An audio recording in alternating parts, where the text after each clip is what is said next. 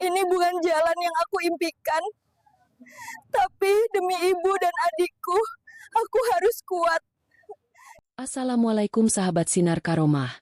Bayangkan namaku Naila, seorang guru honorer di sekolah dasar negeri pinggiran kota. Hidupku sederhana, tapi penuh beban. Ayahku jatuh sakit dan meninggalkan utang besar sebelum wafat. Ibuku sakit-sakitan, dan adik bungsuku masih kuliah. Gajiku yang pas-pasan tak cukup menutup semua kebutuhan. Saat keadaan makin terdesak, datang tawaran dari sahabat lama almarhum ayah, Pak Haris, seorang duda kaya berumur 45 tahun, pengusaha properti sukses di Bandung. Ia ingin menikahiku, dengan syarat seluruh utang keluarga lunas. Aku terdiam. Hati ini menolak, tapi tanggung jawab pada keluarga memaksaku berkata, iya. Aku menikah bukan karena cinta, melainkan keadaan. Tapi malam pertama itu, bukan seperti yang kutakutkan. Justru sebaliknya, aku syok karena sikapnya begitu lembut, hangat, dan penuh penghargaan. Tak ada paksaan, tak ada dominasi. Malam itu, aku merasa dilihat sebagai perempuan seutuhnya, bukan sekadar pengganti istri lama. Hari-hari selanjutnya perlahan berubah. Di balik perbedaan usia dan dunia kami yang bertolak belakang, tumbuh rasa yang tak pernah kuduga. Tapi bisakah hubungan ini bertahan saat cibiran, prasangka, dan masa lalu terus menghantui? Sebelum kita mulai ceritanya, jangan lupa dukung kami dengan like dan subscribe Sinar Karomah agar kami semangat untuk memberikan cerita menarik lainnya. Semoga semua yang like dan subscribe channel ini selalu diberi kesehatan, rezeki yang lancar, hati yang tenang, dan dimudahkan segala urusannya. Mari kita mulai ceritanya. Namaku Naila. Aku guru honorer di SD Negeri Cibeureum, pinggiran kota Bandung. Gaji per bulan? 3 juta. Itu pun kalau nggak dipotong dana kegiatan. Hidupku bukan drama sinetron yang bisa selesai dengan pelukan dan tangisan. Hidupku adalah realita yang keras dan pahit. Tempat impian perempuan muda harus dikalahkan oleh tagihan listrik, beras 5 kilo, dan cicilan utang almarhum ayah. Ayahku wafat 6 bulan lalu, meninggalkan luka dan utang yang entah dari mana datangnya. Ternyata selama ini beliau pinjam uang ke rentenir demi biaya pengobatan ibu dan kuliah adikku, Rino. Total utangnya nyaris 50 juta. Untuk orang miskin seperti kami, angka itu bukan sekadar angka, itu hukuman. Setiap malam, aku mendengar ibu batuk keras di balik tembok. Aku tahu paru-parunya lemah. Tapi aku nggak bisa berbuat banyak. Obat mahal, dan BPJS kadang telat cair. Aku pernah jual semua perhiasan sisa peninggalan nenek. Bahkan motor satu-satunya di rumah udah lama jadi jaminan koperasi. Uang selalu habis sebelum tanggal tua datang. Sampai suatu hari, telepon berdering. Di layar tertulis, Pak Haris. Aku mengernyit. Itu nama yang asing, tapi juga familiar. Begitu kuangkat, suara bariton terdengar. Naila, ini Om Haris, teman lama ayahmu. Dulu kami sama-sama kerja proyek di Garut. Aku diam, hanya menjawab dengan sopan. Aku dengar kabar soal ayahmu. Innalillahi. Maaf aku baru tahu. Aku juga dengar soal utangnya. Kurasakan tenggorokanku kering. Tapi aku hanya menjawab pelan. Iya Om, kami sedang berusaha selesaikan pelan-pelan. Lalu, kalimat itu datang. Seperti batu yang dilempar dari langit. Naila, Om bisa bantu. Tapi Om ingin bicara baik-baik. Mau nggak kamu ke rumah Om di Dago hari Minggu ini? Hari Minggu itu, aku datang dengan hati campur aduk. Rumah Pak Haris seperti villa di pegunungan. Besar, rapi, dan dingin. Seolah menyimpan banyak rahasia. Kami duduk berdua di teras. Ada teh melati hangat dan kue basah. Tapi tenggorokanku terlalu sempit untuk bisa menelan. Naila, ucapnya tenang. Om udah lama sendiri. Anak Om satu-satunya tinggal di luar negeri. Om ingin ada yang menemani. Tapi Om juga gak mau maksa. Mataku mulai berkaca-kaca. Kalau kamu bersedia menikah dengan Om, semua utang ayahmu akan Om lunasi. termasuk biaya kuliah Rino dan pengobatan ibumu. Kalian gak perlu pusing apa-apa lagi. Dek, dunia terasa berhenti sejenak. Aku bukan boneka yang bisa ditukar dengan utang. Tapi aku juga bukan pahlawan super yang bisa membayar semuanya sendiri. Aku hanyalah seorang perempuan yang lelah. Kupandangi wajahnya. Ia tampak jujur. Bukan gombal. Bukan pemangsa. Tapi tetap saja, beda umur 20 tahun itu bukan hal kecil. Apalagi, aku belum pernah membayangkan menikah dengan siapapun. Apalagi dengan teman almarhum ayah. Tapi, bagaimana dengan ibu? Dengan Rino? Aku menunduk. Bibirku bergetar. Om beri aku waktu 2 hari. 2 hari yang terasa seperti 2 tahun. Aku tidur dengan mata terbuka, duduk sambil menangis diam-diam, dan berbicara sendiri di kamar mandi. Akhirnya aku menuliskan surat panjang untuk Allah. Aku menuliskan semua rasa sakit, bingung, dan takutku. Lalu aku pasrahkan semuanya. Pada hari ketiga, aku kembali ke rumah itu. Di hadapan Pak Haris, aku berkata, "Aku bersedia, Om. Tapi tolong jangan buat aku merasa seperti barang tebusan." Ia mengangguk pelan. "Om janji, Nai. Pernikahan kami dilangsungkan secara sederhana. Hanya ada penghulu, 2 saksi, dan seorang kerabat jauh dari pihak ayah. Aku mengenakan kebaya putih pinjaman dari tetangga. Tak ada gaun impian. Tak ada pesta. Tapi yang membuatku lebih gugup bukan itu. Malam itu, malam pertama, aku duduk di ujung ranjang besar yang asing. Tanganku dingin. Jantungku berdetak seperti genderang perang. Tapi yang mengejutkanku bukan apa yang kulihat, melainkan apa yang tidak kulihat. Pak Haris masuk ke kamar dengan mengenakan piyama dan senyum tipis. Ia tak mendekat. Ia hanya duduk di kursi dekat jendela dan berkata, "Naila, kamu pasti lelah. Tidurlah dulu. Om tidur di luar dulu malam ini." Aku terdiam. Lalu pelan-pelan, aku menangis. Tapi bukan karena takut, melainkan karena syok. Aku tak pernah disambut sehangat itu sebelumnya. Bahkan oleh lelaki seumuran sekalipun. Dan disitulah, semuanya berubah. Malam pertama yang seharusnya penuh kegugupan, justru membuatku menangis, karena kelegaan. Bukan karena sakit, bukan karena terpaksa, tapi karena ada ruang yang diciptakan untukku sebagai manusia, bukan sebagai kewajiban. Malam itu Pak Haris tidur di kamar sebelah. Dan aku tidur sendirian di ranjang empuk yang belum terasa seperti milikku.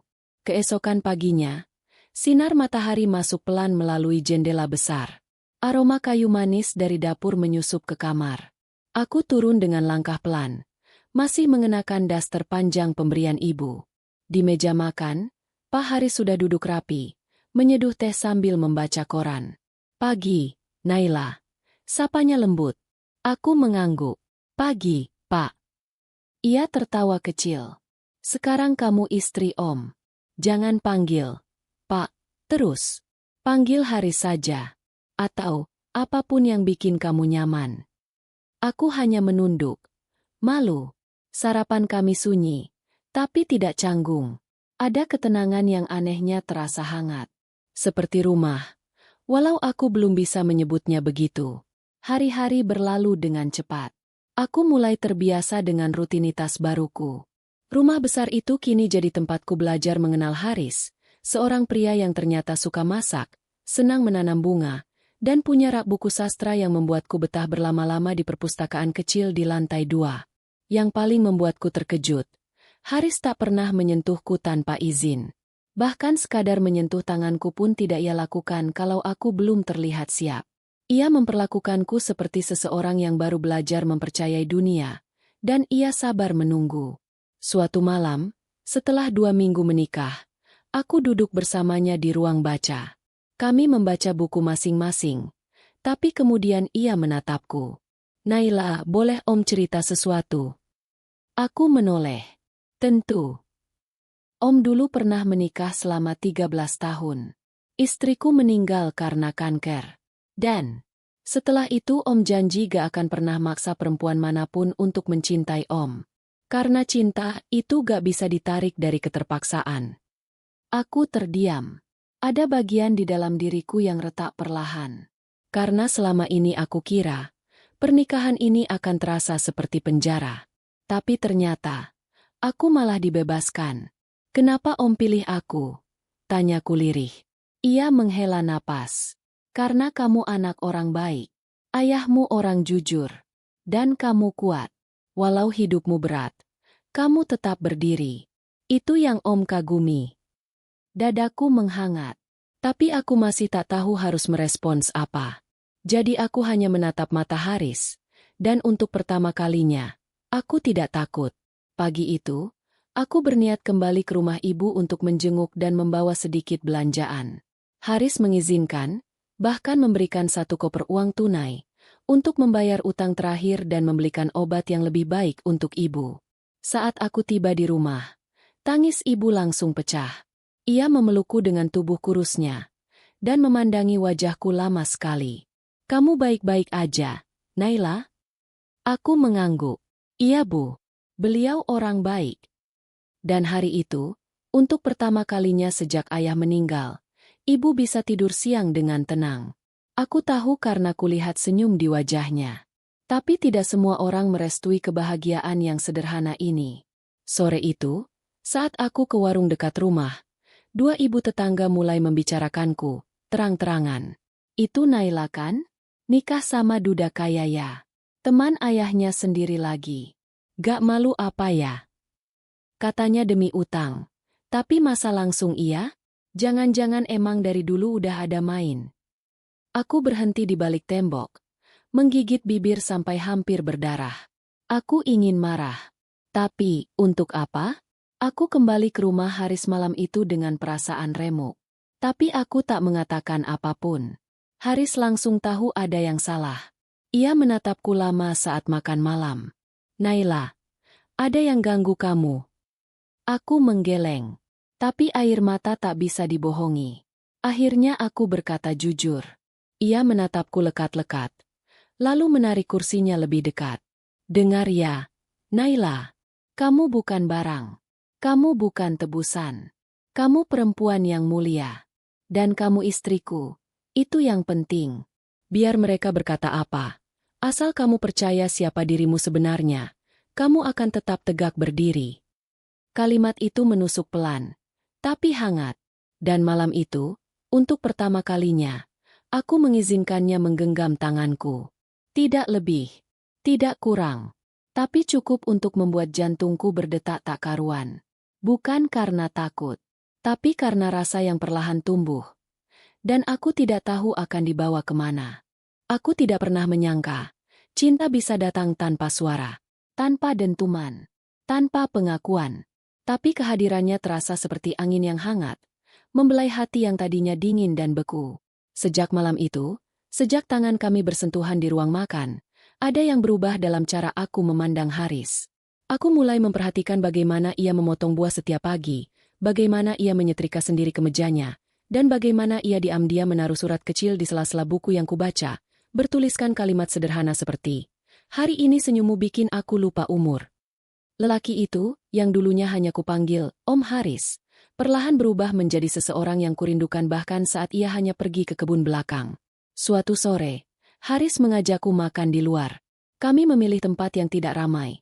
Sebuah kafe kecil di Lembang, di tengah kebun teh. Ia menyetir sendiri, menyalakan lagu-lagu lawas dari CD player mobil tuanya. Om suka lagu-lagu begini ya? Tanyaku sambil menatap jendela. Ini bukan lagu, Naila. Ini kenangan. Jawabnya sambil tersenyum. Di kafe itu, Haris memesan 2 porsi nasi goreng kambing dan teh tarik hangat. Sederhana, tapi terasa seperti makan malam termahal di dunia. Karena untuk pertama kalinya, aku merasa dilamar ulang. Bukan dengan cincin, tapi dengan waktu dan perhatian. Kalau kamu bisa memutar waktu, kamu mau menikah sama orang lain? Tanyanya tiba-tiba, membuatku nyaris tersedak. Aku menatapnya. Kenapa tanya begitu? Ia menunduk. Karena aku sadar, usiaku jauh di atas kamu. Aku cuma takut kamu nyesel. Aku diam lama. Lalu mengangkat gelas teh tarikku dan berkata sambil menahan senyum. Kalau waktu bisa diputar, mungkin aku akan tetap duduk di sini. Sama kamu. Tapi bedanya, mungkin aku gak akan nunggu sampai utang menumpuk dulu buat bisa duduk begini. Wajah Haris berubah. Matanya berkaca-kaca. Ia tak menjawab. Ia hanya menggenggam tanganku di atas meja, untuk pertama kalinya, dengan rasa yang tak kutolak. Namun kenyataan selalu punya caranya sendiri untuk menguji sesuatu yang mulai tumbuh. 2 minggu setelah itu, Haris mendapat undangan reuni kampusnya. Ia ingin aku ikut. Awalnya aku ragu.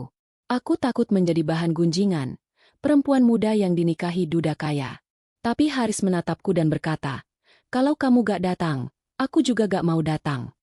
Akhirnya, kami datang. Aku memakai dress sederhana warna peach muda, dengan kerudung lembut dan sepatu datar.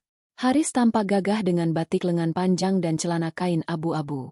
Semua mata langsung tertuju pada kami. Beberapa tersenyum sopan.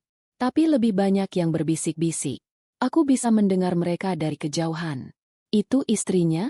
Muda banget ya? Pasti karena harta. Tampang biasa aja. Gak sebanding sama istri Haris yang dulu. Aku menggenggam tangan Haris erat-erat. Dan ia membalas genggamanku. Tapi di dalam diriku, ada rasa getir yang sulit dijelaskan. Saat kami duduk, seorang wanita paruh baya mendekat. Wajahnya tajam, seperti ingin menguliti dari mata. "Kamu Naila ya?" "Saya Rina, teman kuliah Haris. Dulu juga dekat banget."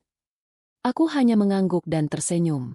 Tapi detik itu juga, aku tahu masa lalu Haris bukan hanya tentang kehilangan istri, tapi juga tentang hubungan yang belum benar-benar usai. Malamnya, aku tak bisa tidur. Aku duduk di balkon, memandangi lampu-lampu kota dari kejauhan. Haris datang membawa selimut dan menyelimuti pundakku. "Kamu masih mikirin tadi siang?" tanyanya pelan. Aku menatapnya. "Dia masih ada di hati kamu." Haris menghela napas panjang, lalu berkata, "Naila, masa lalu adalah bagian dari siapa aku hari ini. Tapi kamu adalah alasan kenapa aku masih mau punya hari esok." Kata-katanya membuat air mataku menetes perlahan. Malam itu, kami hanya diam. Tapi dalam diam itu, tumbuh pengakuan yang lebih jujur dari sekadar, "Aku cinta kamu." Beberapa hari setelah reuni itu, Haris mengajakku ke pemakaman. Di sana, di depan pusara istrinya yang telah tiada, ia menggenggam tanganku dan berkata, "Maaf ya, karena kamu harus berjalan bersamaku di jalan yang sudah pernah kulewati. Tapi kamu bukan pengganti siapapun. Kamu adalah cerita baru." Aku menangis. Bukan karena sedih, tapi karena untuk pertama kalinya, aku merasa pantas dicintai. Dan sejak hari itu, aku tahu, aku tak lagi menjalani pernikahan karena paksaan. Tapi karena hati ini mulai memilihnya, tanpa aku sadari. Sudah hampir 2 bulan sejak hari pertama aku melangkah ke rumah itu sebagai istri Haris. Tak terasa, perlahan hatiku mulai merasa nyaman. Mulai ada ikatan. Mulai percaya bahwa semua yang kami jalani bisa jadi bukan sekadar kontrak nasib.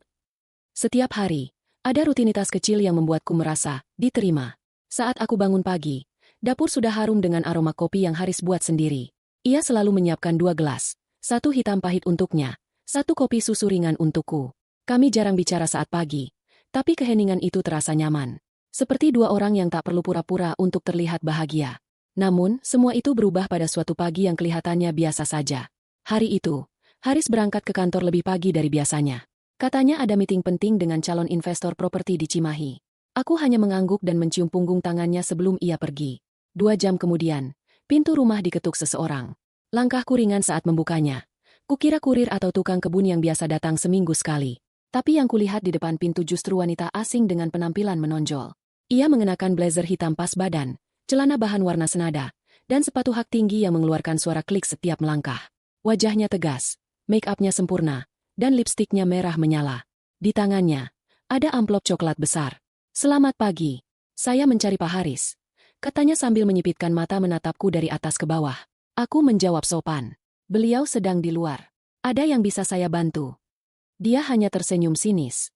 "Oh, kamu istrinya? Pantas. Tapi maaf, aku butuh tanda tangan beliau. Ini urusan penting. Kalau dia gak ada, aku tunggu di dalam." Tanpa menunggu izin, wanita itu masuk. Langkahnya percaya diri. Matanya menilai setiap sudut rumah, seolah sedang mengukur-ukur sesuatu. Aku menatapnya bingung. Maaf, boleh saya tahu nama Mbak siapa? Putri. Saya mantan tunangannya Haris. Dulu hampir menikah sebelum dia milih mundur. Dek, kepalaku seperti dihantam sesuatu. Aku berdiri mematung, tidak tahu harus bicara apa. Tapi Putri melanjutkan tanpa diminta. Waktu itu aku pikir, mungkin dia butuh waktu. Tapi ternyata, dia pilih cewek yang jauh lebih muda. Simple, gampang diatur. Kalimatnya tajam, nadanya manis, tapi menusuk. Aku berusaha menahan air mata, tapi lidahku keluh. Putri menyerahkan amplop itu ke atas meja dan berkata sebelum pergi. Sampaikan ke Haris. Ini dokumen sisa kerja sama kita yang belum dituntaskan. Dan, bilang juga, selamat atas pernikahannya. Mudah-mudahan kali ini dia gak kabur lagi. Lalu ia pergi. Begitu saja. Tanpa pamit. Tanpa jeda untukku bertanya lebih dalam. Aku duduk sendiri di ruang tamu dengan napas memburu. Tanganku gemetar. Otakku penuh dengan pertanyaan. Kenapa Haris gak pernah cerita? Kenapa semua masa lalunya datang satu-satu sekarang? Malamnya, Haris pulang seperti biasa. Membawa oleh-oleh makanan favoritku. Cireng isi keju dan teh tubruk. Ia menyapaku seperti biasa. Seolah tak ada yang berubah. Tapi aku tahu, semuanya tidak lagi sama. Aku tak menyambut dengan senyum seperti biasa. Aku hanya duduk, diam, menunggu. Ia menyadarinya. Kamu kenapa? Aku hanya bertanya satu kalimat. Pelan, tapi menusuk. Siapa Putri? Haris terdiam. Lalu meletakkan kantong belanjaannya, duduk di sebelahku, dan menatap langsung ke mataku. Dia, bagian dari masa lalu yang gak ingin aku lukai. Tapi juga gak ingin aku lanjutkan. Dulu, kami sempat bertunangan. Tapi semakin lama, aku sadar kami tidak bisa bersama. Dia ambisius. Aku lelah hidup dengan tuntutan yang terus berubah. Aku menatapnya. Tak percaya. Kenapa gak pernah cerita dari awal? Ia menunduk. Karena aku takut kamu membandingkan dirimu dengan dia. Padahal, kamu jauh lebih dari cukup. Kata-katanya terasa tulus. Tapi aku tetap marah. Bukan karena Putri. Tapi karena ia menyembunyikannya. Bagi orang yang sudah kehilangan banyak hal dalam hidup, kejujuran adalah satu-satunya pegangan. Malam itu, untuk pertama kalinya, kami bertengkar kecil. Bukan dengan teriakan, tapi dengan sunyi. Aku tidur membelakangi Haris. Ia tak memaksa, tapi aku tahu ia terjaga cukup lama. Besok paginya, aku masuk ke ruang kerja Haris. Di meja kerjanya, aku melihat album tua. Rasa penasaran membuat tanganku gemetar saat membukanya. Foto-foto Haris muda dengan berbagai wanita. Tapi ada satu yang membuat jantungku berdegup keras. Foto Haris dan Putri di sebuah villa, berpelukan, dengan senyum yang lepas. Di balik foto itu, tertulis tangan halus. Untuk masa depan yang pernah kita impikan. Aku menutup album itu pelan. Tapi sebelum aku bisa menarik napas panjang, suara langkah kaki terdengar di belakangku. Aku tahu kamu bakal temukan itu, kata Haris pelan. Aku gak bisa hapus masa laluku. Tapi aku bisa pilih, dengan siapa aku membangun masa depan. Aku menatapnya dalam-dalam. Dan untuk pertama kalinya, aku berkata, aku juga capek hidup dalam rahasia. Ia menarik kursi, duduk di sebelahku. Kalau kamu bersedia, mari kita buka semua lembaran. Satu persatu, tanpa disembunyiin lagi. Hari-hari setelah itu menjadi semacam terapi tak resmi bagi kami berdua. Kami mulai membicarakan hal-hal yang dulu kami tutupi. Aku bercerita tentang malam-malam saat aku takut tidur di rumah karena debt collector mengetuk keras pintu rumah. Tentang ibu yang sembunyi-sembunyi menangis di dapur. Haris bercerita tentang rasa bersalahnya saat harus membatalkan pertunangan karena tahu ia tidak mencintai Putri sepenuhnya. Tentang hari-hari sepi setelah ditinggal istrinya yang pertama. Tentang alasan kenapa ia butuh waktu, bahkan untuk menyentuh tanganku. Dan perlahan, luka-luka itu sembuh. Tak hilang, tapi tak lagi berdarah. Karena kami rawat bersama-sama. 3 bulan telah berlalu sejak aku pertama kali melangkah masuk rumah besar itu sebagai istri dari pria yang lebih tua 2 dekade dariku. Awalnya semua terasa canggung, jengkel, bahkan seperti kontrak sunyi antara 2 orang asing yang menyamar jadi pasangan. Tapi waktu pelan-pelan mengikis rasa asing itu. Dan cinta, ternyata bisa tumbuh di antara ketakutan, kejujuran, dan luka yang pelan-pelan diobati bersama. Setelah hari ketika aku dan Haris saling membuka semua lembaran masa lalu kami, tanpa ditutup-tutupi lagi, hubungan kami berubah. Bukan jadi sempurna, tapi jadi lebih jujur.